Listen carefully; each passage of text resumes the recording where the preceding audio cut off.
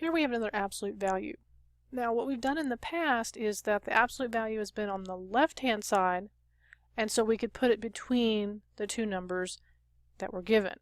The problem we have now is that since the number is less than the absolute value, this becomes an OR problem. So what we're going to do is we're going to have the absolute value numbers, so that 6 minus 3x, and that's going to be less than negative 18, or it's going to be greater than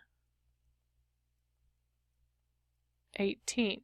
Now, why did I change the sign? Because it's saying that 18 is less than originally. This still says 18 is less than that. I've just turned it around so that I have both expressions have the x's on the left. So what I need to do is I need to solve for x. So those cancel, so I'm going to get minus 3x is less than, now here I'm going to have minus 24. I need to divide by a negative, but remember when you divide by a negative you have to flip the sign, so x is going to be greater than 8.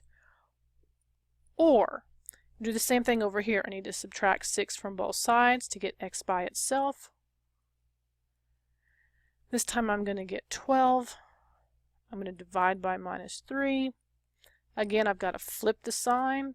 So now x is going to be less than minus 4. Now, you notice this is an OR. So I'm going to do this on a number line so we can see exactly what's going on. That's a long number line. So I've got a minus 4 and I've got an 8. Now it says x is greater than 8, so it doesn't include it, so it's a parentheses, and that means it goes out to the right.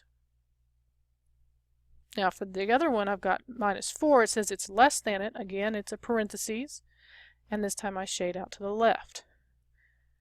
So how exactly am I going to write this? Well, there's two ways. Remember, we're going to do x such that we can say x is less than minus 4, or x is greater than 8.